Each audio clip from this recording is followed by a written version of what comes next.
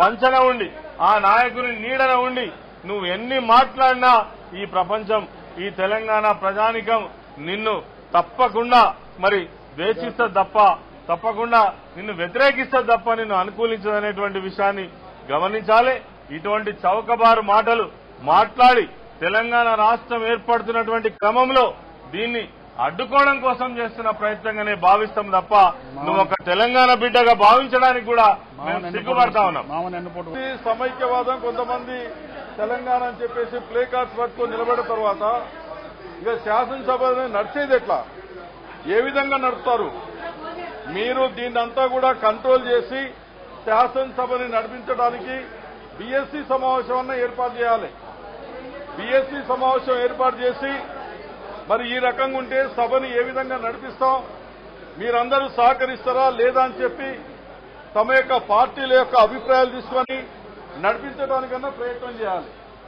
లేకపోతే నిరవధికంగానన్నా వాయిదా వేయండి. రోజు పిలవటం, 3-4 సార్లు వాయిదా వేయటం, మళ్లీ వాయిదా వేయటం, రేపు రమ్మనటం, ఇదంతా బడిపిల్లల వ్యవహారం లాగానే ఉంది తప్ప ఇంకోటి కాదు. కోట్లాది రూపాయలు ఖర్చు పెట్టి ప్రభుత్వ యంత్రాంగాన్ని మొత్తం కూడా ఇక్కడ పిలిపించి ప్రజలకు అందుబాటులో ఉంటే ఏదో పనైనా చేయొచ్చు, నియోజకవర్గాల్లో ఉంటే ఏదో పని చేయొచ్చు. ప్రజలకు అందుబాటులో లేకుండా, నియోజకవర్గాలకు అందుబాటులో లేకుండా ఇక్కడ వచ్చి మాట్లాడడానికి అవకాశం లేకుండా ప్రజాధనం మొత్తం కూడా వృధాగా ఖర్చు చేస్తూ కోట్ల రూపాయలు ఈ రకంగా సభ నడిపిస్తే ఈ సభ పట్ల వీరి పట్ల ప్రజల్లో ఏ విశ్వాసం ఉంటుంది? అందుకనే వెంటనే బీఎస్సీ సమావేశం పిలవండి. మీరెందుకు ఈ రకంగా వ్యవహరిస్తా ఉన్నారు? సభని నడిపించడానికి మీరు సహకరిస్తారా లేదని చెప్పి అడగండి. వాళ్ళు సహకరించని పరిస్థితి ఉంటే సభని ఆర్డర్లకు తీసుకునేటువంటి పరిస్థితి మీకుంటే నిరవధికంగానన్నా వాయిదా వేసి పంపించండి. ఎవరి పని వాళ్ళు చూసుకుంటారు. కానీ నిరవధికంగా వాయిదా అయ్యారు, సభ నడపరు, చర్చ జరపరు, ఏ చర్య తీసుకోరు, బీఎస్సీ సమావేశం చేయరు. ఏంటండి ఇది? ఏమన్నా పిల్లలాట? ఇదంతా తమాషా చూసినట్టుగానే ఉన్నది. అందుకని సరైంది కాదు. వెంటనే దయచేసి గౌరవ స్పీకర్ గారు మీరు బీఎస్సీ పిలవండి, మీరు అందరి అభిప్రాయాలు తీసుకోండి. మీరు అందరూ సహకరించే పరిస్థితి లేకపోతే సభని ఆర్డర్లో పెట్టి నడిపించడం కుదరకపోతే నిరవధికంగానైనా వాయిదా వేసి అందరినీ పంపించేయండి. ఎవరి పని వాళ్ళు చేసుకుంటారు. ఇది చేయకుండా అది చేయకుండా ఈ రకంగా బింగిలు తీసినట్టుగా కూర్చోండి లేవండి, బయటికి పోండి, మళ్ళీ రాండి, అర్ధగంట గంట అని చెప్పి ఈ రకంగా చేస్తే ఏందనంటే ఎవ్వరూ క్షమించరు. తర్వాత ఏందనంటే దీని యొక్క పరిణామం ఏందో, తర్వాత దీని యొక్క మరి ప్రజల యొక్క రియాక్షన్ ఏందో మరి తప్పనిసరిగా వీళ్ళు గురి కావాల్సిన పరిస్థితి వస్తుంది తప్ప ఇంకోటి కాదని కూడా చెప్పదలుచుకున్నాను. Thank you. అత్యంత ప్రాధాన్యతతో కూడిన బిల్లు మీద చర్చ కొనసాగించి దాన్ని మళ్లీ రాష్ట్రపతికి పంపాల్సినటువంటి బాధ్యత స్పీకర్ గారి మీద ఉంది. కానీ స్పీకర్ గారు బాధ్యత పూర్తి స్థాయిలో నిర్వర్తించకపోవడం వల్ల ఇవాళ ఈ సభ అంతరాయం కలుగుతున్నట్టుగా సభ్యులు భావిస్తా ఉన్నారు. సభ మర్యాదను, సభ యొక్క గౌరవాన్ని, ఔన్నత్యాన్ని, సభ్యుల యొక్క హక్కులని కాపాడాల్సినటువంటి స్పీకర్ గారు ఈ విధంగా వ్యవహరించడం తగదు అని చెప్పి మా పార్టీ పరంగా తెలియజేయడం జరిగింది. ఇది అసాధారణమైన సమయం. రాష్ట్రపతి గారు పంపించిన బిల్లు మీదనే స్పీకర్ గారు చర్చ నిర్వహించకపోతే రాజ్యాంగాన్ని ఏం కాపాడినట్టు, చట్టాన్ని ఏం గౌరవించినట్టు అని చెప్పి ఇవాళ ప్రజానికం భావించుకునే పరిస్థితి వచ్చింది. ఇవాళ స్పీకర్ గారిని ఈరోజు తెలంగాణ రాష్ట్ర సమితి శాసనసభ్యులకు కలిసి, అయ్యా స్పీకర్ గారు, గతంలో ఇలాంటి సందర్భం ఉత్పన్నమైనప్పుడు మీరు సస్పెండ్ చేసైనా సభను సజావుగా కొనసాగించిన సాంప్రదాయం గుర్తుకు లేదా? ఎందుకు ఇవాళ తెలంగాణ ఎమ్మెల్యేల పట్ల ఒక ధర్మం, ఇవాళ ఆంధ్ర ఎమ్మెల్యేలకి ఒక ధర్మాన్ని మీరు కూడా పాటించే పరిస్థితి బాగలేదు. మీ పక్షపాత వైఖరి ఇవాళ బయటపడతా ఉందనే పద్ధతులు కూడా మేము కూడా అభిప్రాయపడతా ఉన్నాం. ఇవాళ స్పీకర్ గారికి ఏమాత్రం రాజ్యాంగం మీద గౌరవం ఉన్నా, ప్రెసిడెంట్ గారి మీద గౌరవం ఉన్నా, ఇవాళ బిల్లు మీద చర్చ జరపవలసిన బాధ్యత ఉందని చెప్పి తెలియజేస్తా ఉన్నాం. ఇవాళ తెలుగుదేశం పార్టీకి సంబంధించిన చంద్రబాబు నాయుడు ఇప్పటికైనా ముందుకొచ్చి అనేక సమస్యల కోసం ప్రజలు ఎదురు చూస్తున్న ఈ సందర్భంలో ఇవాళ తక్షణమే రాష్ట్ర విభజనకు సంబంధించిన విషయంలో గతంలో మీరు మాట ఇచ్చిన ప్రకారంగా మేనిఫెస్టోలో పెట్టిన ప్రకారంగా సహకరించమని చెప్పి కోరుతా ఉన్నాం. ఇవాళ వైఎస్ఆర్ పార్టీ కూడా మీరు ఎన్ని తలకాయ కిందికి పెట్టి కాళ్ళు పైకి పెట్టినా ఈ బిల్లును అడ్డుకునే సత్తా మీకు లేదు. మీరు గతంలో చెప్పిండ్రు దాన్ని అడ్డుకునే అధికారం గాని దాన్ని చేయగలిగే అధికారం మీకు లేనప్పుడు ఆర్టికల్ 3 ద్వారా కేంద్ర ప్రభుత్వానికి సంబంధించిన సంపూర్ణ అధికారం అని చెప్పి మీరైతే భావించిండ్రో ఆ మాటలు మీకు గుర్తుకు రావట్లేదా? ఆ విషయాలు మీకు అర్థం కావట్లేదా? ఇవాళ మీరు తక్షణమే ఇవాళ ఆంధ్ర ప్రాంత ప్రజానికాన్ని మోసగించడం ఆపు చేసి తక్షణమే సహకరించమని చెప్పి కోరుతా ఉన్నాం. లేనట్లయితే చరిత్ర క్షమించదు. ఇవాళ రాష్ట్రాల ఏర్పాటుకు సంబంధించిన ఈ బిల్లు మీద సమగ్రమైన చర్చ జరగాలని, నీళ్ల విషయంలో, కరెంటు విషయంలో, నిధుల విషయంలో ప్రజానికం ఏం చర్చ జరగబోతుందో, ఏం న్యాయం జరుగుతుందని చెప్పి ఎదురు చూస్తున్న ఈ సందర్భంలో చర్చను అడ్డుకోవడం అంటే ప్రజల కళ్ళల్లో మట్టి కొట్టడమే. చర్చను అడ్డుకోవడం అంటే అభివృద్ధిని వ్యతిరేకించడమే. చర్చను అడ్డుకోవడం అంటే చరిత్రహీనులుగా మిగిలిపోవడమే. కాబట్టి చరిత్రహీనులుగా మిగలకండి, ప్రజల కళ్ళల్లో మట్టి కొట్టకండి, చర్చకు సహకరించండి అని చెప్పి మరొకసారి విజ్ఞప్తి చేస్తా ఉన్నాం. ఒకవేళ కనుక చర్చ కొనసాగపోయినప్పటికీ కూడా మరోసారి తెలియజేస్తా ఉన్నాం, ఇప్పటికే చర్చ కొనసాగుతుందని చెప్పి స్పీకర్ గారి పేరిట గాని ముఖ్యమంత్రి గారి పేరిట గాని బులెటిన్ రిలీజ్ అయినాయి. రేపు డీమ్డ్ టు బి ఆన్సర్ అని చెప్పి మళ్లీ రాష్ట్రపతికి పోతుంది. ఇది బిల్లు రూపంలో వస్తుంది. రేపు 2 రాష్ట్రాలు ఏర్పడబోతా ఉన్నాయని చెప్పి తెలియజేస్తా ఉన్నాం. శాసనసభ వ్యవహారాల తీరు ఎట్లా ఉందంటే ఒకటి స్పష్టంగా అగుపడతా ఉంది. 3 రోజుల క్రితం ముఖ్యమంత్రి కిరణ్ కుమార్ రెడ్డి శాసనసభ వ్యవహారాల మంత్రి శ్రీధర్ బాబును తొలగించేటువంటి కార్యక్రమం చేయడం జరిగింది సమైక్య వాదం దృష్టితో. ఈ రోజున అదే లైన్లో స్పీకర్ గారు కూడా సమైక్యవాదిగా ప్రవర్తిస్తా ఉన్నారు. ఎట్లా అంటే ఇలా శాసనసభ వ్యవహారాల మంత్రిగా వచ్చినటువంటి శైలజానాథ్ శాసనసభ వ్యవహారాల మంత్రి యొక్క డ్యూటీ ఏంటి, బాధ్యత ఏంటి అంటే సభా వ్యవహారాలు సక్రమంగా నడవడానికి స్పీకర్కు సహకరించాల. కానీ ఈ రోజున ఆయన చేసింది ఏంటి, శాసనసభ వ్యవహారాల మంత్రిగా ఉండి సమైక్యాంధ్ర ప్లాకార్డు పట్టుకొని స్పీకర్ ఎదురుగా శాసనసభలో ప్లాకార్డు పట్టుకొని ఇలా సమైక్యవాదిగా ప్రవర్తిస్తా ఉంటే ఇది దేనికి చిహ్నం అంటే ఇలా రాజ్యాంగబద్ధంగా రాజ్యాంగం ప్రకారం పార్లమెంటరీ వ్యవస్థ ప్రకారం రాజ్యాంగం ప్రకారం ఏర్పడినటువంటి రాష్ట్ర ప్రభుత్వంలో ఇలా ప్రభుత్వంలో మంత్రిగా ఉండి శాసనసభ వ్యవహారాల మంత్రిగా ఉండి ప్లాకార్డు పట్టుకొని ఇలా ఒక ప్రాంతానికి వర్తించే విధంగా ఒక ప్రాంతానికి ప్రాతినిధ్యం వహిస్తున్న ప్రకారం ఇలా శాసనసభలో వివరించిండు. ఆయన మంత్రిగా ప్రమాణ స్వీకారం చేసినప్పుడు ఏం చెప్పిండు, కులాలకు మతాలకు ప్రాంతాలకు అతీతంగా నా బాధ్యతను నిర్వర్తిస్తానని దేవునిపైన ప్రమాణం చేసి చెప్పిండు. మరి అలా చేసింది ఏంటి అంటే దానికి భిన్నంగా ఇది పూర్తిగా రాజ్యాంగ విరుద్ధం, చట్టసభ విరుద్ధం, ఇలా రూల్స్ ను అతిక్రమించడం జరిగింది. మరి ఈ సందర్భంలో స్పీకర్ బాధ్యత ఏంటి, తక్షణమే అతనిపైన చర్యలు తీసుకోవాలా. ఎందుకు తీసుకోవడం లేదు అంటే ముఖ్యమంత్రి సమైక్యవాదంతో తెలంగాణ బిల్లుపైన చర్చ జరిగే సందర్భంలో శాసనసభ వ్యవహారాల మంత్రిని తొలగిస్తే ముఖ్యమంత్రి ఇలా కొత్తగా వచ్చినటువంటి సమైక్యవాదిగా వచ్చినటువంటి శైలజానాథ్ ప్లాకార్డు పట్టుకున్నా కూడా ఇలా స్పీకర్ గారు ఆ మంత్రి పైన చర్య తీసుకోవాల్సిన అవసరం ఉంది చట్టపరంగా.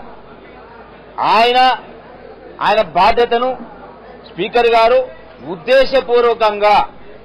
ఉద్దేశపూర్వకంగా ఆ మంత్రి పైన చర్యలు తీసుకోవడం లేదు అంటేనే ముఖ్యమంత్రి స్పీకర్ గారు అందరూ కూడా కూడబలుకొని చేస్తున్నట్టుగా స్పష్టంగా కనపడతా ఉంది.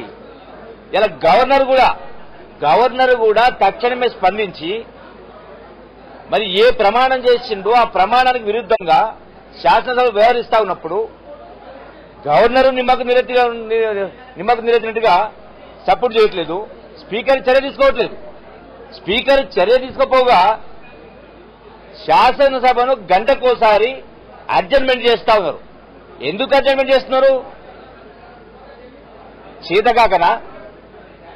గతంలో ఎన్నో సందర్భాల్లో ఒక రాష్ట్ర బడ్జెట్ను ఒక సంవత్సరానికి సంబంధించిన బడ్జెట్ ప్రవేశపెట్టినప్పుడు 45 రోజులు నిరాఘాటంగా శాసనసభను నిర్వహించినటువంటి స్పీకర్లు ఇలా ఆ పని ఎందుకు చేయట్లేదు? అడ్డొచ్చినప్పుడు ఏ పార్టీ వాళ్ళని ఏ నాయకులైనా స్పీకర్ పోటీ దగ్గరికి వచ్చి సభ జరగకుండా అడ్డుకున్న సందర్భంలో 1 గంట 1 రోజు 2 రోజులు 3 రోజులు చూసి మార్షల్స్ ని పెట్టి ఎత్తివేయడం జరిగింది. 90 మంది ఎమ్మెల్యేలు ఉన్నటువంటి ఆనాడు 90 మంది ఎమ్మెల్యేలు ఉన్నటువంటి కాంగ్రెస్ ఎమ్మెల్యేలైనా 90 మంది ఎమ్మెల్యేలు ఉన్నటువంటి తెలుగుదేశం ఎమ్మెల్యేలైనా మరి స్పీకర్ని తీసుకుని ఎత్తివేసి సభను నిర్వహించే సంఖ్యలు ఎన్నో ఉన్నాయి. మరి ఈ రోజు నా పని ఎందుకు చేయట్లేదు? టీఆర్ఎస్ పార్టీ తెలంగాణకు సంబంధించి కూడా టీఆర్ఎస్ ఎమ్మెల్యేలు ఎన్నో సందర్భాల్లో పొడినిరిపోతే ఎత్తి బయటపడేసిండ్రే, సభ నిర్వహించిండ్రే. మరి వీళ్ళు ఎందుకు చేయట్లేదు? ఎంత దుర్మార్గం ఇది! మరి చట్టసభలు ఎందుకు? ఈ స్పీకర్లు ఎందుకు? ఈ ముఖ్యమంత్రి గవర్నర్ ఎందుకు? ఎవరు ఉద్ధరించడానికి? అంటే ప్రజాస్వామ్యంతో మీరు ఆడుకుంటా ఉన్నారు, చట్టాలతో ఆడుకుంటా ఉన్నారు, డబ్బులతో ఆడుకుంటున్నారు, ఖజానాన్ని కొలగొడతా ఉన్నారు, ఒక ప్రాంతానికి తరలించుకునే కార్యక్రమం చేస్తా ఉన్నారు. ఇది చాలా దుర్మార్గం. దీన్ని తీవ్రంగా ఖండిస్తూ తక్షణమే స్పీకర్ గారు నిజంగా మీరు కూడా ప్రమాణం చేసిండ్రు, గవర్నర్ ద్వారా ప్రమాణం చేయడం జరిగింది. ప్రాంతాలకు అతీతంగా కుల మతాలకు అతీతంగా న్యాయం చేస్తామని ప్రజలకు వాగ్దానం ఇచ్చిండ్రు. రాజ్యాంగం ప్రకారం చట్టం ప్రకారం వీటి మొత్తాన్ని కూడా మీరు ఉల్లంఘిస్తా ఉన్నప్పుడు మీకు ఏ నైతిక అర్హత ఉంది ఈ శాసనసభలో ఉండడానికి? సమాధానం చెప్పాల్సిన అవసరం ఉంది. స్పీకర్ గారైనా గవర్నర్ అయినా ఈ రాజకీయ పార్టీలు రాజకీయ నాయకులు తోడు దొంగలాగా ఇలా చంద్రబాబు అయినా కిరణ్ బాబు అయినా జగన్ బాబు అయినా అందరూ కూడా కూడబలుకొని తెలంగాణ రాష్ట్రాన్ని అడ్డుకునే కార్యం చేస్తున్నారు. ఇంకోటి గమనించాల్సిన అవసరం లేదు. రాష్ట్రపతి రాజ్యాంగానికి అత్యున్నత పదమైనటువంటి రాష్ట్రపతి ఇచ్చినటువంటి ఆయనకు రాజ్యాంగానికి ఇచ్చినటువంటి అధికారం ప్రకారం ఒక అత్యున్నత స్థాయిలో ఉన్న వ్యక్తి ఇలా బిల్లును చర్చించమని ఇలా శాసనసభకు పంపినప్పుడు అందులో స్పష్టంగా ఉంది, ఆ యొక్క ఆర్టికల్స్ రూల్స్ స్పష్టంగా ఉంది. బీఏసీని కూడా కన్సల్ట్ చేయాల్సిన అవసరం లేదు. అత్యంత ప్రాధాన్యతతోటి అన్ని పక్కకు పెట్టి మిగతా బిజినెస్ పక్కకు పెట్టి చర్చించమని స్పష్టంగా రూల్స్ ఉన్నాయి. ఇన్ని అధికారాలు ఇచ్చినా కూడా మీరు దాన్ని వినియోగించకుండా ఉండాలంటే ఇవాళ మీరు కూడా స్పష్టంగా సీమాంధ్ర పక్షపాతిగా వ్యవహరిస్తా ఉన్నారు. ఈ ప్రజలు క్షమించరు. ఇవాళ ముఖ్యమంత్రితో మీరు తోడినట్టుగా కనపడతా ఉన్నది. నిజంగా మీరు నిష్పక్షపాతంగా ఉన్నారని మీరు రుజువు చేసుకోవాలనుకుంటే దీనిపైన తక్షణమే చర్య తీసుకొని మీ నిజాయితీని నిరూపించుకోని చెప్పని ఇలా మీ చర్య స్పీకర్ గారు కూడా మేము ఖచ్చితంగా ప్రజాప్రతినిధిగా మాకు ఆ హక్కు ఉంది, మా యొక్క మనోభావాలు వెల్లడిస్తా ఉన్నాం. మీ చిత్తశుద్ధి నిజాయితీని రుజువు చేసుకోండి, శాసనసభను సక్రమంగా నడిపించే కార్యక్రమం చేయాలని చెప్పని మేము విజ్ఞప్తి చేస్తా ఉన్నాం. అట్లాగే గవర్నర్ గారు కూడా, గవర్నర్ గారు మీరే మంత్రిని అపాయింట్ చేశారు. మీరు అపాయింట్ చేసిన మంత్రి మీ సమక్షంలో దాన్ని భిన్నంగా ప్రవర్తిస్తా ఉంటే మీరు కూడా చర్య తీసుకోకుండా ఉంటే మరి మీరు కూడా గవర్నర్ కూడా సీమాంధ్ర పక్షపాతి అనే అనుమానం వచ్చే పరిస్థితి కల్పించొద్దని చెప్పని ఇలా గవర్నర్ గారు కూడా మేము విజ్ఞప్తి చేస్తాం. రాష్ట్ర సాధన కోసం కేసీఆర్ గారు పనిచేస్తూ ఉంటే తెలంగాణ రాష్ట్ర సాధనే ఒక విజన్ గా పనిచేస్తా ఉంటే ఇలా మోత్కుపల్లి మరి చూసినట్లయితే ఆయన విజన్ మరి చంద్రబాబు నాయుడు కనబడతా ఉన్నది. చంద్రబాబు నాయుడు యొక్క ఆలోచనలు మోత్కుపల్లి విజన్ గా మరి కనబడతా ఉన్నది. ఇలా కేసీఆర్ గారు తన జీవితాన్నే పణంగా పెట్టి తన జీవిత కాలాన్ని తెలంగాణ రాష్ట్ర సాధన కోసం మరి అహర్నిశలు కృషి చేస్తా ఉంటే ఇలా మళ్ళా మోత్కుపల్లి గారు మరి ఆయన మీద విమర్శలు చేస్తా ఉన్నారు. మోత్కుపల్లి గారికి ఒకటే అడుగుతా ఉన్నా, ఇలా మోత్కుపల్లి కేసీఆర్ ఏమో తెలంగాణ నెత్తినెత్తుకుంటే మరి మోత్కుపల్లి ఏమో చంద్రబాబు నాయుడు చెప్పులు నెత్తినెత్తుకొని తిరుగుతా ఉన్నాడు. ఇలా కేసీఆర్ గారు 4 కోట్ల ప్రజలు కేసీఆర్ వైపు చూస్తా ఉంటే మరి మోత్కుపల్లి ఏమో మరి చంద్రబాబు నాయుడు వైపు చూస్తా ఉన్నాడు. చంద్రబాబు నాయుడు నిజమేందో, చంద్రబాబు నాయుడు విజన్ ఏందో, చంద్రబాబు నాయుడు తెలంగాణకు ఎట్లా అడ్డుకుంటున్నాడో మరి 4 కోట్ల ప్రజలు తెలుస్తా ఉంటే మరి మోత్కుపల్లి తెలుస్తలేదని చెప్పి అడుగుతా ఉన్నాను. ఇలా మోత్కుపల్లి గారి మాటలు వింటా ఉంటే తెలంగాణ ప్రజల్లో మరి కోపం పెరుగుతా ఉన్నది, తెలంగాణ ప్రజల్లో ఆక్రోశం పెరుగుతా ఉన్నది. నిజంగా ఈ మోత్కుపల్లి తెలంగాణ ప్రాంతం వాడానటువంటి అనుమానం కూడా కలుగుతా ఉన్నది. ఇలా మోత్కుపల్లి కేవలం ఆయన విజన్ ఏంటంటే డబ్బులు సంపాదించుకోవడం. ఇలా కేసీఆర్ గారు ఒక వ్యవసాయ క్షేత్రం పెట్టి ఇలా రైతులకు ఆదర్శంగా ఒక రైతు కుటుంబం చేసినటువంటి ఒక రైతు బిడ్డగా ఇలా తెలంగాణ ప్రాంతానికి ఒక ఆదర్శంగా ఒక వ్యవసాయం ఉండాలని చెప్పి ప్రయత్నం చేస్తా ఉంటే ఇలా మోత్కుపల్లి ఇలా ఒక దళారిగా వ్యవహరిస్తా ఉన్నాడు. తెలంగాణ ప్రజలకు చంద్రబాబు నాయుడుకు ఒక దళారిగా మారిపోయి ఇలా తెలంగాణ ఉద్యమానికే తూట్లు పడుతా ఉన్నాడు.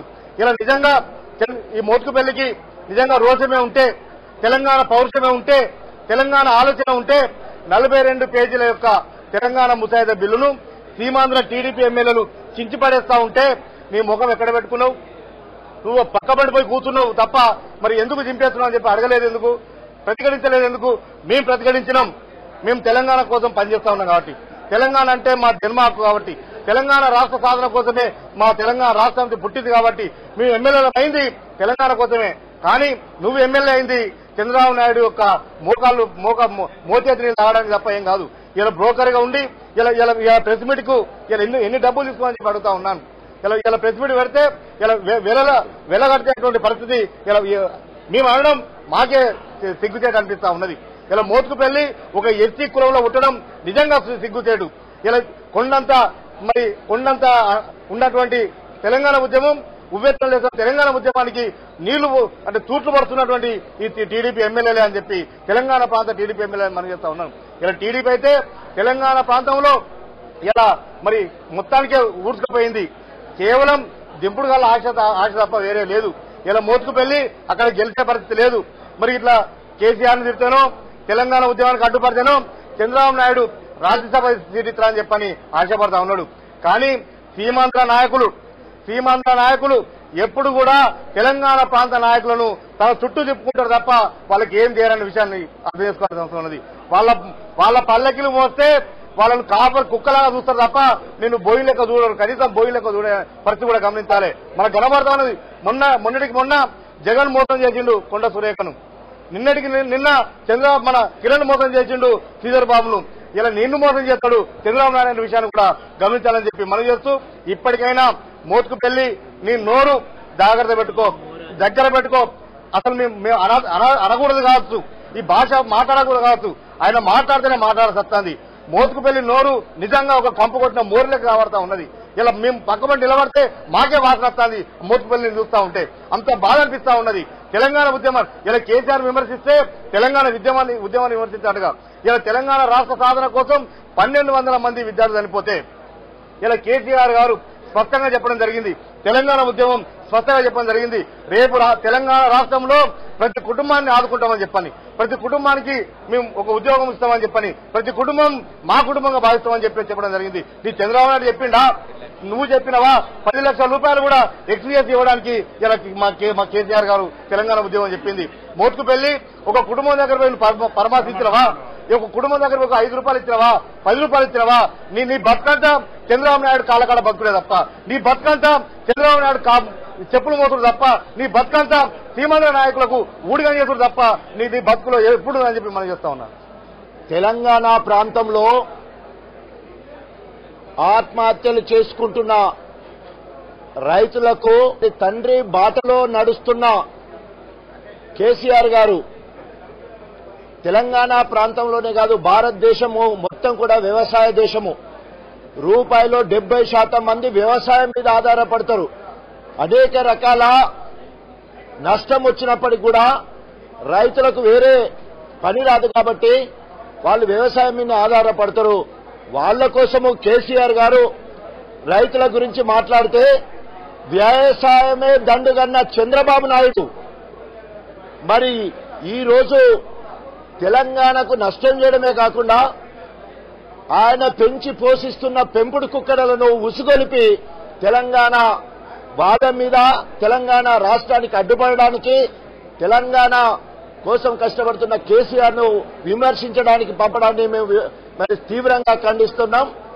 వ్యవసాయ భూములన్నింటినీ ఎస్సీ ఎస్టీలకు సంబంధించిన భూములన్నింటినీ వ్యవసాయం దండుగనకి ఉండే కాకుండా హైటెక్ సిటీ నేనే తీసుకొచ్చిన, సెల్ ఫోన్ ఘనత నాదే, ఈ మొత్తము ఈ సిటీ నిర్మించిందే నేను అని చెప్పేసి రైతులు ఆత్మహత్యలు చేసుకుంటూ కరెంటు ఛార్జీలను తగ్గించాలని బషీర్బాగ్ గారికి వస్తే పిట్టలకు కాల్చినట్టు కాల్చి చంపింది చంద్రబాబు నాయుడు కాదా అని చెప్పేసి మరి నేను అడుగుతా ఉన్నాం.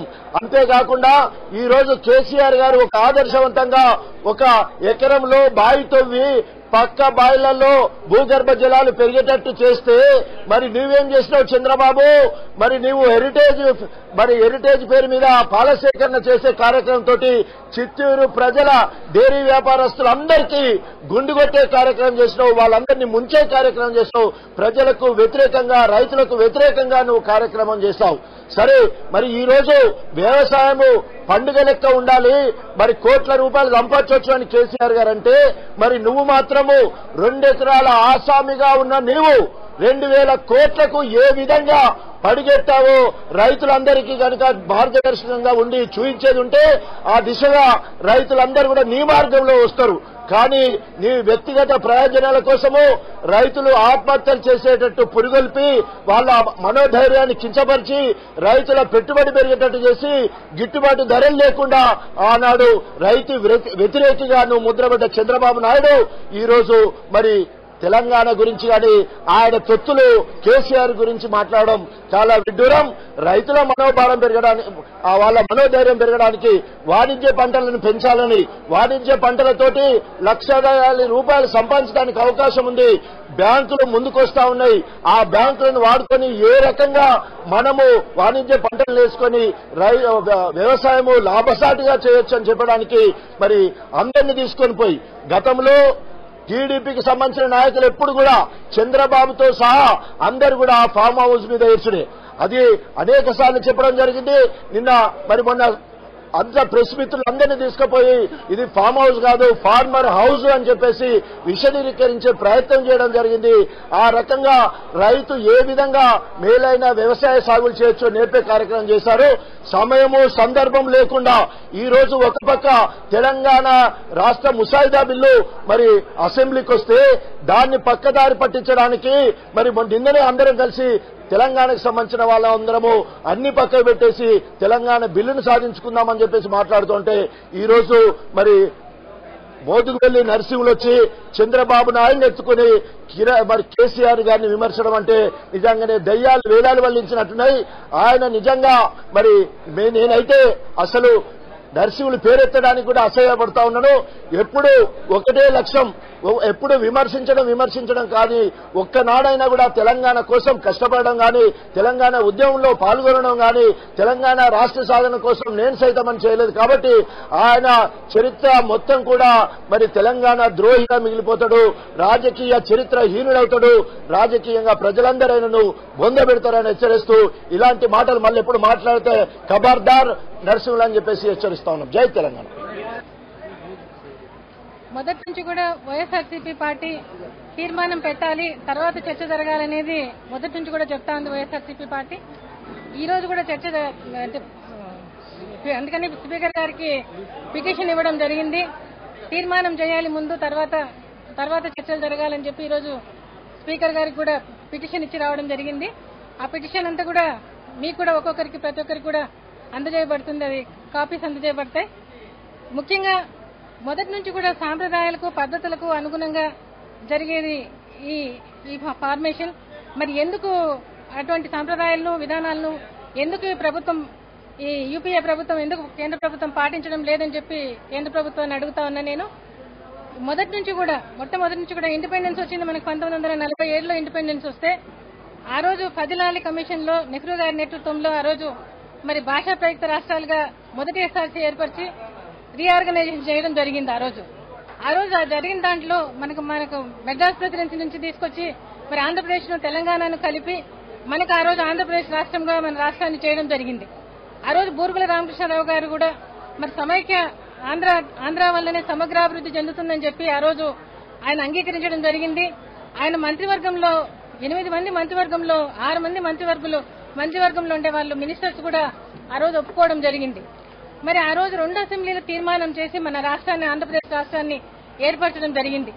మరి తర్వాత కూడా మధ్యలో కూడా మరి బీజేపీ వాళ్ళు ఇచ్చినప్పుడు కూడా మరి ఛత్తీస్గఢ్ ఇచ్చినప్పుడు కానీ మధ్యప్రదేశ్ నుంచి ఛత్తీస్గఢ్ ఏర్పరిచినప్పుడు కానీ బీహార్ నుంచి జార్ఖండ్ ఏర్పరిచినప్పుడు కానీ ఉత్తరప్రదేశ్ నుంచి ఉత్తరాఖండ్ ఏర్పరిచినప్పుడు కానీ మరి అసెంబ్లీ తీర్మానాలు చేసిన తర్వాతనే ఆ రోజు రాష్ట్రాలను ఏర్పరచడం కూడా జరిగింది. ఆ రోజు మరి అటువంటిది ఈ రోజు ఎందుకని ఇచ్చేస్తా ఉన్నారు. చిన్న రాష్ట్రాలు మంచి అని బీజేపీ వాళ్ళు కూడా చెప్తా ఉన్నారు. మరి చిన్న రాష్ట్రాలు మంచివి అయితే ఈ రోజు మరి యూపీఏ ప్రభుత్వంలో ఈ రోజు 20 కోట్ల మంది జనాభా ఉన్నారు. మరి ఆ రోజు 4 రాష్ట్రాలు చేయాలని చెప్పి అసెంబ్లీ తీర్మానం చేసిన తర్వాత కూడా మరి ఈ రోజు ఎందుకు ఉత్తరాంచల్ను ఉత్తరప్రదేశ్ ను ఎందుకు మరి ఈ రోజు విభజన జరగలేదని కూడా అడుగుతా ఉన్నా. మరి అదేవిధంగా ఈ రోజు జనాభా చూస్తే యూపీలో 20 కోట్ల మంది, బీహార్లో 10 కోట్ల మంది, పశ్చిమ బెంగాల్లో 9 కోట్ల మంది, మధ్యప్రదేశ్లో 12 కోట్ల మంది, ఇలా 15 రాష్ట్రాల్లో ఈ రోజు కావాలని చెప్పి అడుగుతా ఉన్నారు. మరి రాష్ట్రాలు డివిజన్ చేయాలని చెప్పి అడుగుతా ఉన్నారు. ఈ రోజు మరి ఎందుకు గానీ మరి ఆంధ్రప్రదేశ్ రాష్ట్రాన్ని మాత్రమే 8.5 కోట్ల మంది ప్రజలు ఉన్నారు.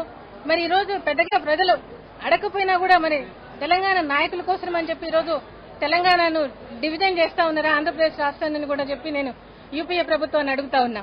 చిదంబరం గారు ప్రకటన చేసినప్పుడు కూడా డిసెంబర్ 9, 2009లో ప్రకటన చేసినప్పుడు కూడా మరి ఆ రోజు అసెంబ్లీలో తీర్మానం పెడతామని చెప్పడం జరిగింది. మరి ఈ రోజు అసెంబ్లీలో తీర్మానం పెట్టకుండా ఎందుకు అంత హడావిడిగా మరి ఎవరికి కూడా సమాచారం చెప్పకుండా ఏ విధమైనటువంటి ఇది లేకుండా 8.5 కోట్ల మంది ప్రజానీకానికి సమాధానం చెప్పాల్సిన యూపీఏ ప్రభుత్వం ఈ రోజు ఎందుకు గానీ ఎటువంటి సమాధానం లేకుండా ఎటువంటి ఆన్సర్స్ లేకుండా ఏ పార్టీలతో చర్చించకుండా ఈ రోజు ఎందుకు విభజన చేస్తా ఉన్నారని అడుగుతా ఉన్నాం. మొదటిగా అడుగుతా తీర్మానం చేసిన తర్వాత సాంప్రదాయానుసారంగా చేసిన తర్వాత చర్చ జరగాలని అడుగుతా ఉన్నాం. ఆ రోజు హైదరాబాద్ లో వారం రోజుల పాటు చర్చలు జరిగాయి. తీర్మానం చేసిన తర్వాత చర్చలు జరిగాయి. మరి ఆ విధంగా ఈ రోజు కూడా చర్చలు జరగాలని చెప్పి మేము కోరుతా ఉన్నాం. మరి ఇంకపోతే మరి నీటి వనరుల గురించి కూడా మాట్లాడుకోవాల్సిన పరిస్థితి ఉంది. ఇవాళ ఈ రోజు కలిసి ఉన్నప్పుడే మనందరం ఇంత పెద్ద రాష్ట్రంగా కలిసి ఉన్నప్పుడే ఈ రోజు మనకు కేటాయించిన బచావ్ ట్రిబ్యునల్ కేటాయించిన 811 టీఎంసీల వాటర్ కూడా మనకు రాని పరిస్థితి ఉంది. ఇవాళ దానికి కూడా చంద్రబాబు నాయుడు గారి పాపమే. ఆ రోజు నారాయణపూర్, ఆల్మట్టి మరి ఆ రోజు మరి ఈయన దేవగౌడ్ ప్రైమ్ మినిస్టర్ గా ఉన్నప్పుడు మరి ఆ రోజు వాళ్ళు ప్రాజెక్టుల మీద ప్రాజెక్టులు కడతా ఉంటే రోడ్ కమ్ బ్రిడ్జ్ కమ్ బ్యారేజ్లు మరి ఇట్లా నారాయణపూర్, ఆల్మట్టి ఇవన్నీ కూడా కట్టిన దానివల్ల ఈ రోజు మిగులు జలాల నీళ్లు మనం పోగొట్టుకోవాల్సిన పరిస్థితి వచ్చింది. ఇవాళ 2000 లోపల మనం కూడా ప్రాజెక్టులు కట్టుకుని ఉండి ఉంటే ఈ రోజు మనకు ఆల్మట్టి కేటాయించినట్టుగా నికర జలాలు మనకు కూడా కేటాయించే పరిస్థితి ఉండేది. ఇవాళ ఆ రోజు చంద్రబాబు నాయుడు గారు చోద్యం చూస్తూ కూర్చున్నారు. రాజశేఖర రెడ్డి గారు ఎంపీల మీటింగ్ లో చెప్పడం కూడా జరిగింది. చరిత్రహీనుడు కావద్దు చంద్రబాబు, ప్రాజెక్టులు మొదలుపెట్టు, 2000 లోపల మన ప్రాజెక్టులు కడితేనే మనకు అలాట్మెంట్ ఉంటుందని చెప్పడం జరిగింది. కానీ ఆయన ఎటువంటిది కూడా పట్టించుకోలేదు. ఈ రోజు మనం కట్టుకోలేదు కాబట్టి మనకు మిగులు జలాలు కింద రాష్ట్రమైన మిగులు జలాలు హక్కు మనం కోల్పోవలసిన పరిస్థితి ఇవాళ వచ్చింది. 2056 టీఎంసీలు ఈ రోజు బ్రిజేష్ కుమార్ ట్రిబ్యునల్ పై రాష్ట్రాలకు ఇచ్చింది అంటే ఈ రోజు కేవలం మరి మనం చంద్రబాబు నాయుడు గారు చేసిన పాపం మనకి ఈ రోజు మన రాష్ట్రానికి ఈ విధంగా ఉందని కూడా మీకు అందరికీ నేను చెప్తా ఉన్నా.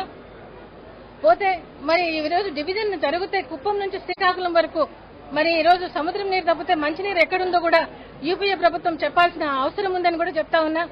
మరి అంతేకాకుండా కృష్ణా పరివాహక ప్రాంతం మరి రాయలసీమ మరి ఆంధ్ర నుంచి చూసుకుంటే 8.5 జిల్లాలకు కృష్ణా పరివాహక ప్రాంతం ఉంది.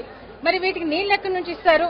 మిగులు జలాల మీద రాజశేఖర రెడ్డి గారు మిగులు జలాల మీద కట్టిన ప్రాజెక్టులు, మరి ఇటువైపు రాయలసీమలో కట్టిన ఇటువైపు ప్రాజెక్టులు హంద్రీనీవా గాని, మరి గాలేరు నగరి గాని, మరి వెలుగొండ గాని, మరి ఇటువైపు నెట్టెంపాడు, కృష్ణ నెట్టెంపాడు, కల్వకుర్తి, భీమా, ఎస్ఎల్బిసి, మరి ఈ ప్రాజెక్టులన్నిటికీ మిగులుగా 40,000 కోట్ల రూపాయలు కట్టి మరి ఈ రోజు ప్రాజెక్టులు సుమారుగా 80% పూర్తయినాయి. మరి అటువంటిది ఈ రోజు మనకు మిగులు జలాల నీళ్లు దానిలో కేటాయించలేదు. ఇవాళ ఈ ప్రాజెక్టులన్నీ కూడా చంద్రబాబు నాయుడు గారు ముందే కట్టి ఉంటే కూడా వీటన్నిటి కూడా మనకు ప్రాజెక్టులకు నీళ్లు వచ్చి ఉండేటివి. ఈ రోజు మనము మరి దానిలో కేటాయించలేదు. మరి ఇప్పుడు కూడా చేతగాని ప్రభుత్వం ఉంది కాబట్టి సరైన వాదనలు వినిపించుకోగలగలేదు కాబట్టి ఈ రోజు మనం నీళ్లను నష్టపోవాల్సిన పరిస్థితి వచ్చింది ఇవాళ.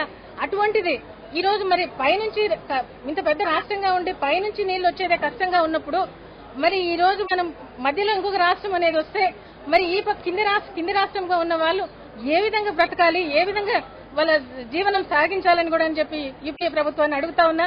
ఎటువంటి దానిలకు కూడా జవాబు చెప్పలేని పరిస్థితిలో ఈ రోజు ఉంది.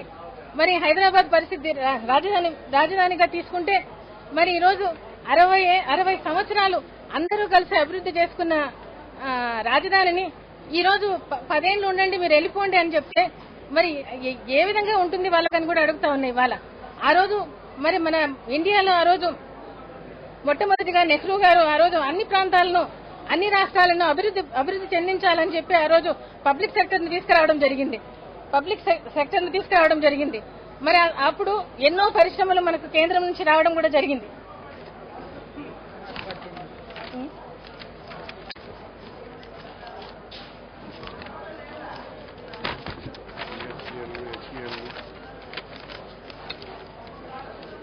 మన అదృష్టమో దురదృష్టమో గాని మరి ఏ ఇండస్ట్రీస్ వచ్చినా కూడా అన్ని మనం హైదరాబాద్ లోనే కట్టుకోవడం జరిగింది. మనకు అదే విధంగా చూస్తే మరి బిహెచ్ఎల్ హైదరాబాద్ కి ఇచ్చారు. అప్పుడు యూపీలో హరిద్వార్ లో కట్టుకోవడం జరిగింది వాళ్ళు. తమిళనాడులో అయితే తిరుచిలో కట్టుకోవడం జరిగింది. హెచ్ఏఎల్ అయితే హైదరాబాద్ లో మనం కట్టుకున్నాం. ఒరిస్సాలో అయితే గిరిజన ప్రాంతంలో కోరాపుట్ లో కట్టుకోవడం జరిగింది. మహారాష్ట్రలో నాసిక్ లో కట్టుకోవడం జరిగింది. మనం అందరం కూడా అంటే మనం హైదరాబాద్ నగరంలోని అన్ని ఇండస్ట్రీస్ రావడం జరిగింది. పెద్ద ఇండస్ట్రీస్ హెచ్ఎంటీ గానీ, బీడీఎల్ గానీ, ఐడిపిఎల్ గానీ, ఈసీఐఎల్ గానీ, బీఈఎల్ గానీ, డిఎల్ఆర్ఎల్ గానీ, డిఆర్డీఓ ఇత్యాది పరిశ్రమలు ఎన్నో పరిశ్రమలు పబ్లిక్ సెక్టర్ మరి తీసుకొచ్చింది. దీనిల కోసం యాంగ్జిలరీస్ గా అనుబంధ సంస్థలుగా సీమాంధ్ర నుంచి 90% మంది ఇక్కడికి వచ్చి సెటిల్ అయ్యి ఈ ఇండస్ట్రీస్ ను పెట్టుకోవడం జరిగింది. ఇప్పుడు ఆ చిన్న ఇండస్ట్రీస్ కూడా పెద్ద ఇండస్ట్రీస్ గా రూపొందించడం జరిగింది. మరి ఈ రోజు మనకు హైదరాబాద్ లో ఉద్యోగాలకు రావాలన్నా హైదరాబాద్ కు రావాలి. మరి కనీసం వాచ్మెన్ గా లేబర్ అట్లటోళ్ళు కూడా ఇక్కడికి వచ్చే హైదరాబాద్ కు వచ్చే పరిస్థితి ఉంది. కొన్ని వందల మంది ప్రతి పల్లె నుంచి కూడా హైదరాబాద్ లో సెటిల్ అవ్వడం జరిగింది. మరి వీరందరికీ కూడా ఏం జవాబులు చెప్తారని కూడా నేను యూపీఏ ప్రభుత్వాన్ని అడుగుతా ఉన్నా. ఈ రోజు చిన్న ఉద్యోగాలు చేసుకుంటూ మరి చిన్న ఇల్లులు కట్టుకుని ప్లాట్స్ తీసుకుని మరి ఇక్కడ అందరూ ఎంతో మంది సెటిల్ అయినారు. వాళ్ళందరూ నష్టపోతారు. వాళ్ళకందరికీ ఏం జవాబు చెప్తారని కూడా నేను అడుగుతా ఉన్నా. అదే కాకుండా మరి వైద్య సంస్థలు గాని ఐఐటి గాని, ఐఎస్బి గాని, ఐఐఐటి గాని, ఐఐఎఫ్టి గాని, నల్సార్ గాని, సెంట్రల్ యూనివర్సిటీ గాని, ఫిట్స్ గాని ఇవన్నీ కూడా మరి విద్యారంగంలో పెద్ద సంస్థలు ఉన్నాయి. ఇక్కడ చదువుకోవాలంటే కూడా ఇక్కడికే రావాల్సిన పరిస్థితి ఉంది. మరి అట్లాగే టిఐఎఫ్ఆర్ వైద్య సంస్థలు కూడా ఇక్కడికే రావడం జరిగింది. ఒక ఆరోగ్యం బాగలేదంటే హైదరాబాద్ కు రావాలి, ఒక ఉద్యోగం కావాలంటే హైదరాబాద్ కు రావాలి, ఒక చదువుకోవాలంటే ఒక పిల్లవాడు హైదరాబాద్ కు రావాలి. అన్నిటి కూడా హైదరాబాద్ మీద కేంద్రీకృతమైంది.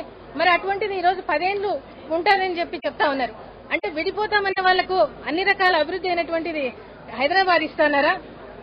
కలిసి ఉంటామనే వాళ్లకు 10 ఏళ్ల నుండి వెళ్ళిపోమని చెప్తే మరి 60 సంవత్సరాలుగా అభివృద్ధి చేస్తున్నటువంటి హైదరాబాద్ లాంటి రాజధానిని ఎన్నటికి కట్టుకోగలదు ఆంధ్ర రాష్ట్రం అని కూడా అడుగుతా ఉన్నాయి ఇవాళ. అదే కాకుండా ఈ రోజు మరి వైజాగ్ లో ఒక స్టీల్ ఫ్యాక్టరీ తప్పితే ఒక్క ఇండస్ట్రీ కూడా లేదు. ఆల్మోస్ట్ సీమాంధ్ర అంతా కూడా వ్యవసాయం మీద ఆధారపడి బ్రతుకుతా ఉన్నారు. మరి వాళ్ళందరికీ జీవనాధారానికి ఏం చూపిస్తారని కూడా అడుగుతా ఉన్నా నేను. మరి తెలుగు సినిమా కూడా ఇక్కడే డెవలప్ అయింది. హైదరాబాద్ బడ్జెట్ లో కూడా ఆదాయం 60% ఆదాయం హైదరాబాద్ బడ్జెట్ లో నుంచి వస్తా ఉంది ఆదాయం. ఈ రోజు దాంట్లో మొత్తంలో 75% తెలంగాణ ప్రాంతం నుంచి ఆదాయం వస్తా ఉంది. మరి జనాభా అయితే మరి ఆంధ్రప్రదేశ్ లో సీమాంధ్రలో జనాభా 60% మంది జనాభా అని చెప్తా ఉన్నారు. మరి తెలంగాణలో 40% జనాభా, మరి 75% మొత్తం బడ్జెట్ లో ఆదాయం వస్తే మరి 60% జనాభాకు మరి 25-30% ఆదాయంతో ఏ విధంగా వాళ్ళకి సంక్షేమ పథకాలు ఇస్తారు, ఏ విధంగా వాళ్ళకు అసలు ఉద్యోగులకు జీతాలు ఇచ్చే పరిస్థితి కూడా లేదు. మరి అటువంటి దానిలన్నిటి కూడా మరి సొల్యూషన్స్ ఎలాంటి కూడా చెప్పకుండా ఏ విధంగా మరి చర్యలు తీసుకుంటారని చెప్పి కూడా నేను అడుగుతా ఉన్నాను ఇవాళ. అంతేకాకుండా మరి ఏదైనా కూడా అభివృద్ధి చెందాలనుకుంటే ఎయిర్పోర్టు, సీ పోర్టు, క్యాపిటల్, మహానగరం ఇవన్నీ కూడా కలిసి ఉన్నప్పుడే అభివృద్ధి జరుగుతుంది. ఈ రోజు ఏం చేస్తా ఉన్నారు, సీ పోర్టులు ఒకవైపు మా క్యాపిటల్ అనేటువంటి అభివృద్ధి చెందినటువంటి దీన్ని ఒకవైపు పెట్టి చేస్తా ఉన్నారు. ఇది రెండు ప్రాంతాలకు కూడా నష్టం కలిగిస్తుందని నేను మరి యూపీఏ ప్రభుత్వానికి కూడా మనవి చేస్తా ఉన్నా. మరి అంతేకాకుండా ఈ రోజు మనం చూస్తే మరి అతిపెద్ద రాష్ట్రం మంది 42 మంది ఎంపీలు, మరి 3వ స్థానంలో ఉన్నాం మన పెద్ద రాష్ట్రంగా. ఈ రోజు అటువంటి రాష్ట్రం ఈ రోజు 17 పార్లమెంటు స్థానాలు అయితే కన్నా అవి 12 ఉంటా ఉన్నాయి. 25 పార్లమెంటు స్థానాలతో 8 దాకా ఉంటా ఉన్నాయి. ఇటువంటి చిన్న రాష్ట్రాలుగా ఉండి ఏ విధంగా అభివృద్ధి పొందుతుంది ఈ దేశం, ఆంధ్రప్రదేశ్ రాష్ట్రం అంతా కూడా రెండు ప్రాంతాలకు కూడా నష్టం జరుగుతుందని చెప్పి కూడా నేను దీంట్లో పిటిషన్ లో చెప్పడం జరిగింది. మరి అంటే హిందీ తర్వాత రెండవ అతిపెద్ద జాతి మన తెలుగు జాతి. ఈ రోజు చిదంబరం గారిని అడుగుతా ఉన్నా నేను, 5000 సంవత్సరాలు తమిళనాడు చరిత్ర ఉందని చెప్తా ఉన్నారు. తెలుగు వారికి కూడా 3000 సంవత్సరాల చరిత్ర ఉంది. మరి అటువంటిప్పుడు ఎందుకు తెలుగు రాష్ట్రాన్ని విడదీస్తా ఉన్నారు? దాన్ని విడదీయడానికి ఎందుకు మీకు మనసు ఒప్పడం లేదని కూడా నేను అడుగుతా ఉన్నాను వీళ్ళందరినీ కూడా. మరి ఈ రోజు మరి తెలంగాణలో కూడా చాలా నష్టపోవాల్సిన పరిస్థితి వస్తుంది. రాజశేఖర రెడ్డి గారు ఈ రోజు విద్యుత్ కావాలంటే వాళ్ళకి చాలా కష్టం. ఇక్కడ విద్యుత్ ప్రాజెక్టుల కానుంచి విద్యుత్ తీసుకుంటే తప్ప వాళ్ళకి నష్టం అవుతుంది. రాజశేఖర రెడ్డి గారు పెట్టిన ఉచిత విద్యుత్ అయినా కూడా ఈ రోజు ఉపయోగపెట్టుకోవాలంటే ఉపయోగపెట్టుకునే పరిస్థితి ఉండదు. వ్యవసాయ పంపు సెట్లు ఆ రోజు 31 లక్షల పంపు సెట్లు ఇస్తే తెలంగాణలో 21 లక్షల పంపు సెట్లకు ఉచిత విద్యుత్ అందుతా ఉంది. అటువంటిది కూడా అందకుండా పోయే పరిస్థితి ఉంది. మిగులు జలాల మీద కట్టిన ప్రాజెక్టులకు నీళ్లు వాటర్ కేటాయించలేదు. తెలంగాణ సస్యశ్యామలం కావాలంటే ప్రాణహిత చేవెళ్ల కట్టాలి. మరి ఈ రోజు అది కట్టకుండా ఏ విధంగా ఈ రోజు చేస్తారని కూడా అడుగుతా ఉన్నాం. మరి పోలవరంకు జాతీయ ప్రాజెక్ట్ అని చెప్తా ఉన్నారు. మరి ఏ విధంగా నీళ్లు ఇస్తారు పోలవరం అని కూడా నేను యూపీఏ ప్రభుత్వాన్ని అడుగుతా ఉన్నా. పిటిషన్ లో కూడా ఇదే చెప్పడం జరిగింది. ఈ రోజు చూస్తే పదిలాలి కమిషన్ గాని, ఎస్ఆర్సీ గాని, సర్కారియా కమిషన్ గాని, జస్టిస్ పూంచ్ గాని, శ్రీకృష్ణ కమిటీ గాని ఇవన్నీ కూడా మరి సాంప్రదాయాలకు అనుగుణంగా ఒక విధానపరంగా తీర్మానాలు చేసిన తర్వాత చేయాలని చెప్పే అన్ని కమిషన్స్ కూడా చెప్పడం జరిగింది. మీరా కుమారి ఆధ్వర్యంలో 2010 ఫిబ్రవరి 3-4 భోపాల్లో ఏర్పాటైన 74 ప్రిసైడింగ్ ఆఫీసర్స్ సదస్సులో కూడా 2వ ఎస్ఆర్సీ పెట్టాల్సిన అవసరం ఉంది అని చెప్పడం జరిగింది. రాజశేఖర రెడ్డి గారు కూడా ఆ రోజు 2009లో సెకండ్ ఎస్ఆర్సీ పెట్టి 9 అంశాలకు దానికి జవాబులు వచ్చిన తర్వాతనే దీన్ని విభజన జరగాలనంటే జరగవచ్చు, లేకుంటే వీటన్నిటి కూడా జవాబు చెప్పాల్సిన అవసరం ఉందని చెప్పి కూడా ఆయన జీవో ఇష్యూ చేయడం కూడా జరిగింది రాజశేఖర రెడ్డి గారు. మరి వీటన్నిటిని బట్టి కూడా ఈరోజు పిటిషన్లు ఇవన్నీ కూడా తెలపడం జరిగింది. వీటన్నిటి కూడా మీ ద్వారా కూడా ప్రజలకు నేను తెలియజెప్తా ఉన్నాను. ఇవాళ వైఎస్ఆర్సీపీ పార్టీ తీర్మానం పెట్టాలని చెప్పి మరొకసారి డిమాండ్ చేస్తా ఉంది మీ అందరి ద్వారా ప్రజలకు కూడా. ఈ సమస్యలన్నిటి కూడా పరిష్కారం లేదు కాబట్టి విభజన వద్దు, సమైక్యంగా ఉండాలి, సమైక్యంగానే అభివృద్ధి పొందుతుంది ఆంధ్రప్రదేశ్ రాష్ట్రం. ఎందుకంటే అతిపెద్ద రాష్ట్రంగా మన రాష్ట్రం ఇంతవరకు అభివృద్ధి చెందింది. ఇది ఇంకా అభివృద్ధిలోకి పోవాలని చెప్పి కోరుకుంటూ ప్రజలందరికీ కూడా తెలియజెప్తూ ఈ రోజు పిటిషన్ ఇచ్చిన దానివల్ల మీ అందరికీ కూడా ప్రజలకు తెలియజెప్తున్నాను. ప్రధానంగా శాసనసభ సాంప్రదాయాలను కాపాడతామని, భారత రాజ్యాంగాన్ని కాపాడతామని మమ్మల్ని ఎన్నుకున్న ప్రజలకు శాసనసభకు ఎన్నికైనటువంటి కొందరు శాసనసభ సభ్యులు, ముఖ్యంగా YSR party, Congress Seemandhra party, Telangana Seemandhra TDP party, ఈ పార్టీలకు సంబంధించినటువంటి ఎమ్మెల్యేలు అనుసరించేటువంటి పద్ధతి ఇవాళ ప్రజలు ఎవరు ఈవెన్ సీమాంధ్రలు కూడా హర్షించే పరిస్థితుల్లో లేరు. ఇవాళ ప్రజలకు అనేకమైనటువంటి సమస్యలు ఉన్నాయి.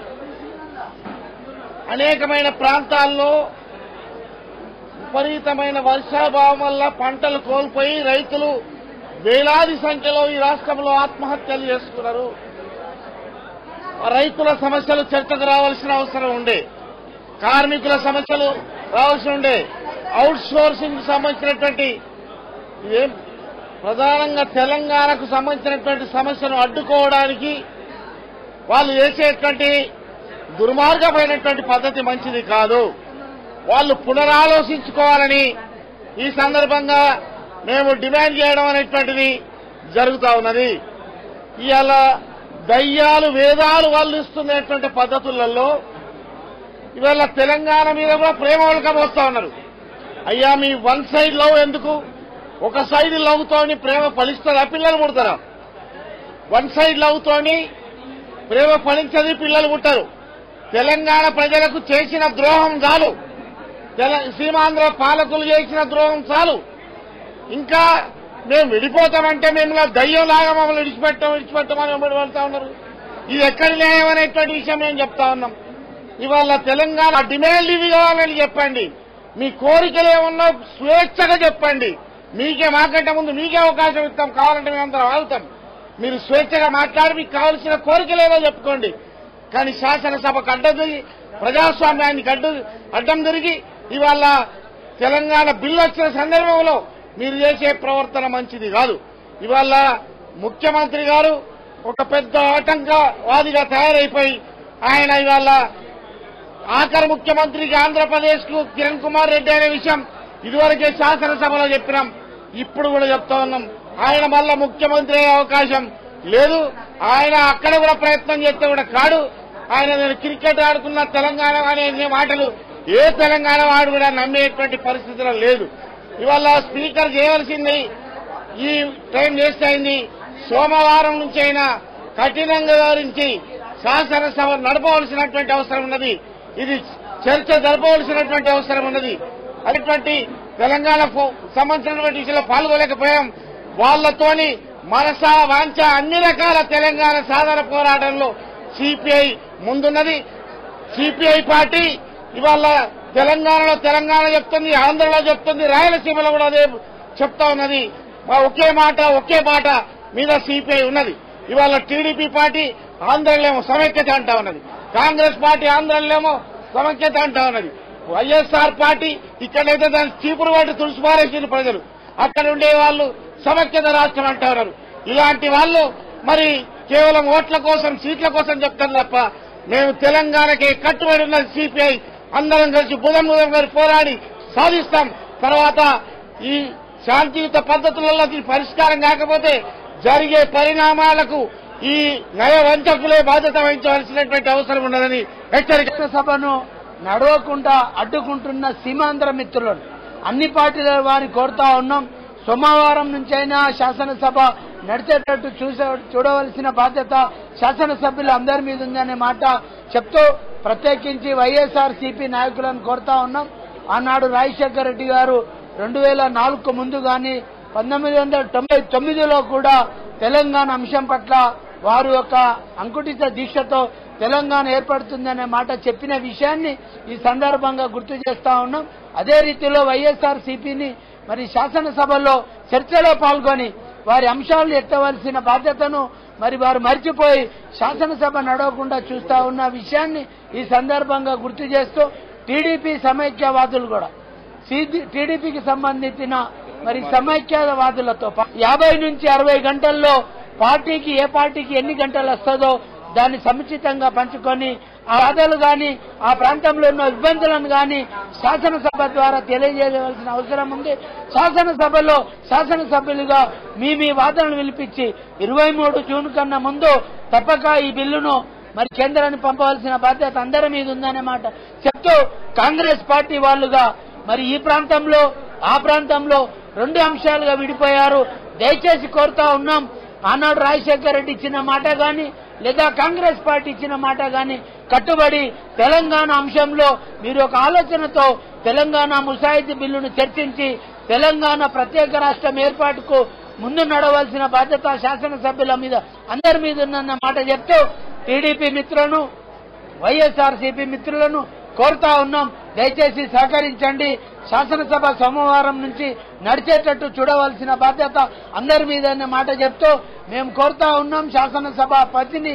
మరి సోమవారం నుంచి మరి ఎవరైనా బిల్లు గాని ఇతర అంశాల పట్ల గాని వారి వ్యతిరేకతను నమోదు చేసుకోకుండా శాసనసభకు అడ్డుపడితే దయచేసి శాసనసభ వ్యవహారాలు నడపవలసిన బాధ్యత శాసనసభాపతి గారు నడిపిస్తారని ఆశాభావాన్ని వ్యక్తం చేస్తూ మరి పట్ల తెలంగాణ వ్యతిరేకత ఉంటే కూడా మీరు సభలో మాట్లాడమని కోరుతా ఉన్నాం. అది మాట్లాడకుండా శాసనసభ నడవకుండా చూస్తా ఉన్నారు. కాబట్టి సోమవారం నుండి దయచేసి శాసనసభ నడవాలి. నడవని పక్షంలో శాసనసభాపతిని కోరుతాం, మరి వ్యవహారాల మంత్రిని కోరుతాం. శాసనసభకు ఆటంకం ఉంటే ఆటంకాన్ని తొలగించి శాసనసభ నిర్వహించవలసిందిగా మేము ముగ్గురి మూర్ఖుల ఆట కొనసాగుతా ఉంది. Gang of 3. ఈ ముగ్గురు కూడా తెలంగాణ రాష్ట్ర ఏర్పాటును అడ్డుకోవాలని చెప్పి విఫల ప్రయత్నం చేస్తున్న వెకిలి మనుషులు వీళ్ళు. ఈరోజు శాసనసభను జరగకుండా అడ్డుకున్నటువంటి పార్టీలు, అందులో ఒక పార్టీ వైఎస్ఆర్ పార్టీ. మళ్లీ అదే పార్టీ స్పీకర్ గారికి ఈ రాష్ట్రాన్ని సమైక్యంగా ఉంచమని చెప్పి ఒక 10 పేజీల రిపోర్ట్ ఇచ్చింది. నేను అడుగుతా ఉన్నా, వైఎస్ జగన్మోహన్ రెడ్డిని, వైఎస్ విజయమ్మను 2000 సంవత్సరంలో మీ నాన్నగారైన వైఎస్ రాజశేఖర రెడ్డి గారు, మీ భర్త గారైన వైఎస్ రాజశేఖర రెడ్డి గారు 41 మంది శాసనసభ్యులతో సోనియా గాంధీ గారికి తెలంగాణ రాష్ట్రాన్ని ఏర్పాటు చేయమని చెప్పినాడు. ఏ సిద్ధాంతం ప్రకారంగా, ఏ ప్రాతిపదికన, ఏ రూల్ ప్రకారంగా తెలంగాణ రాష్ట్రాన్ని ఏర్పాటు చేయమని చెప్పిండో వివరించగలవా విజయమ్మ అని చెప్పి అడుగుతా ఉన్నాం. 2004 ఎన్నికల్లో టీఆర్ఎస్ పార్టీ కేసీఆర్ గారు తెలంగాణ రాష్ట్ర ఏర్పాటు కోసమే ఉద్యమిస్తే అలాంటి పార్టీతో జతగట్టింది దేనికోసమో సెలవిస్తావా విజయమ్మ అని చెప్పి అలా అడుగుతా ఉన్నాం. ఆనాడు ఎన్ని అడ్డదారులైనా తొక్కి, ఎన్ని అబద్దాలైనా ఆడి ముఖ్యమంత్రి కుర్చీని అధిష్ఠించాలని, కాంగ్రెస్ పార్టీ గెలిపించుకోవాలని చెప్పి ఆ రోజు మాతో జతగట్టి అధికారాన్ని చేపట్టిన నిజం కాదని చెప్పి అడుగుతా ఉన్నాం. ఇవాళ ఇదే రాజశేఖర రెడ్డి 2008 ఎన్నికల సందర్భంలో ఏం మాట్లాడిన తెలంగాణ క్షేత్రంలో ఖచ్చితంగా తెలంగాణ ఇవ్వగలిగే సత్తా, ఇచ్చే సత్తా నాకు మాత్రమే ఉందని చెప్పి మాట్లాడిన రాజశేఖర రెడ్డి 2009లో ఉప ప్రాంతీయ పార్టీలతో తెలంగాణ రాదు, తెలంగాణ తెచ్చిచ్చే సత్తా నాకే ఉందని మాట్లాడినటువంటి మూర్ఖుడు రాజశేఖర రెడ్డి. ఆ రోజు తెలంగాణ జై తెలంగాణ ఆంధ్రకు పోయిన తర్వాత తెలంగాణకు పోవాలంటే వీసా తీసుకొని రావాలని చెప్పినటువంటి మూర్ఖుడు ఎవరు? రాజశేఖర్ కాదా అని చెప్పి అడుగుతా ఉన్నాం. ఇవాళ తండ్రి ఆశయాలను కొనసాగిస్తానని చెప్పి ఉద్భవించిన పార్టీ వైఎస్ఆర్ పార్టీ. జగన్మోహన్ రెడ్డి ఇడుపులపాయలో 2001లో ఏం చెప్పిండు? ఇచ్చే శక్తి మాకు లేదు, ఆపగలిగే శక్తి మాకు లేదు, ఈ రాష్ట్రాలు ఏర్పాటు చేసేటువంటి అధికారం కేంద్రానికి మాత్రమే ఉంది, అది ఆర్టికల్ 3 ద్వారా మాత్రమే సాధ్యమైందని చెప్పినటువంటి వ్యక్తి. తెలంగాణ ప్రజల సెంటిమెంట్ ని, తెలంగాణ ప్రజల అంతరాత్మని గౌరవిస్తామని చెప్పి ఏ ఇడుపులపాయలో నీ అయ్యగారి సమాధి కట్టుకున్నావో సమాధి సాక్షిగా మాట్లాడిన మాట నిజం కాదా అని చెప్పి మాట్లాడుతా ఉన్నాం. ఇదే విజయమ్మ గారు మహబూబ్ నగర్ లో ఏం మాట్లాడిండ్రు? ఇదే విజయమ్మ గారు పరకాల ఎన్నికల సందర్భంగా కన్నీళ్లు కార్చుకుంటా, మొసలి కన్నీళ్లు కార్చి ఆ రోజు కొండ సురేఖను గెలిపించడం కోసం ఇవాళ తెలంగాణ ప్రజల అంతరాత్మ మాకు తెలుసు, దాన్ని గౌరవిస్తామని చెప్పిన. ఇవన్నీ చెప్పిన మీరు ఈరోజు బరిదెగించి ఇవాళ కేవలం ఆంధ్ర ప్రాంత ప్రజల ఓట్ల మీద ప్రేమ కలిగి ఇవాళ తెలంగాణ ప్రాంతంలో జెండా పీకేసి ఇవాళ మీరు ఆడుతున్న నాటకాలు మొత్తం ప్రపంచం అంతా కూడా నివ్వెరపోయింది. ఇవాళ మీరు మార్చే రంగులు ఊసర వెల్లి కంటే కూడా స్పీడ్గా ఉన్నాయని చెప్పి ఊసర వెల్లులే సిగ్గుపడే పరిస్థితి వచ్చింది. ఇవాళ మరో నాయకుడు ఇలా కిరణ్ కుమార్ రెడ్డి ఇదే సభలో 100 సార్లు తెలంగాణ తీర్మానం పెట్టండి, అన్ని పార్టీలు అంగీకరించినాయి, మేనిఫెస్టోలో పెట్టాలని చెప్తే ఇదే కిరణ్ కుమార్ రెడ్డి ఇది కేంద్ర పరిధిలో ఉన్నది, మా అధిష్టానం చేతిలో ఉంది, మా అధిష్టానం కనుక నిర్ణయిస్తే తూచా తప్పకుండా అమలు చేస్తాం, రాష్ట్రాలు ఏర్పాటు చేసే అధికారం శాసనసభకు లేదు, ముఖ్యమంత్రి లేదని చెప్పినటువంటి ఈ దుర్మార్గము ముఖ్యమంత్రి ఇవాళ పక్క రూములో కూర్చొని ముసిముసిలు నవ్వుకుంటూ ఇవాళ అడ్డుకునే ప్రయత్నం చేస్తున్నాడు. ఈ విషయాన్ని కూడా ఆంధ్ర ప్రజానికం గమనించమని అర్థం చేసుకోమని చెప్పి ఈ నయవంచకుల గురించి అప్రమత్తంగా ఉండమని చెప్పి మేము విజ్ఞప్తి చేస్తాము. మరో పార్టీ ఇలా తెలుగుదేశం పార్టీ 2009 కంటే ముందు సమైక్య రాష్ట్రమే నా ఎజెండా అని చెప్పినాం. కానీ ఎర్రన్నాయుడు గారి నాయకత్వంలో కమిటీ వేసి ఇవాళ చర్చించుకొని అన్ని ప్రాంతాలపై అభిప్రాయాలు తెలుసుకొని సమైక్య రాష్ట్రం ఇన్నాళ్లుగా అన్నాం, కానీ అది కాలం చెల్లిపోయింది. తెలంగాణ ప్రాంత ప్రజలు తెలంగాణ రాష్ట్రం ఏర్పడవలసిందని చెప్పి పోలిట్ బ్యూరోలో నిర్ణయించి కమిటీలో నిర్ణయించి మీ ఎంత గొప్పగా ప్రకటించారు. కేసీఆర్ గారి కంటే ఎక్కువ 3 గంటల పాటు ఊకదప్పుడు పని మేము అనుకున్నాం. ఎంత నాయకుడు ఎంత గొప్ప పార్టీ అని చెప్పి అది మున్నాళ్ళ ముచ్చటని చెప్పి అర్థమైంది.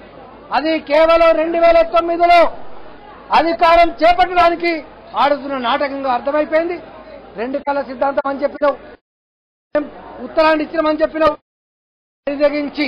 బరి అక్కడ ఉద్యమాలు జరుగుతున్న సందర్భంలో ప్రత్యక్షంగా పాల్గొనడమే కాదు తెలంగాణ రాష్ట్ర ఏర్పాటు అడ్డుకున్నకు తెరలేపినటువంటి దుర్మార్గుడు చంద్రబాబు నాయుడు.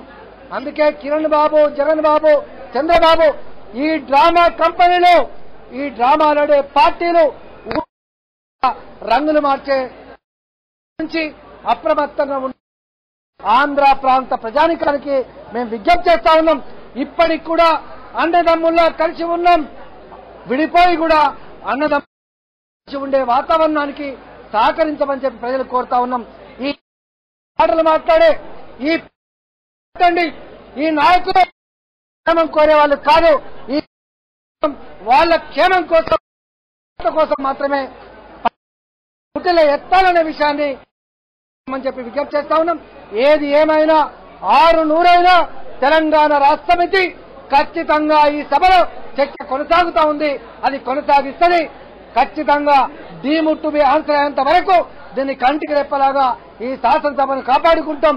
కంటికి రెప్పలాగా ఈ బిల్లుని ఢిల్లీకి పంపించే ప్రయత్నం చేయడంలో టీఆర్ఎస్ పార్టీగా ముందు బాగా నిలుస్తామని చెప్పి ఈ సందర్భంగా కోరుతా ఉన్నాం.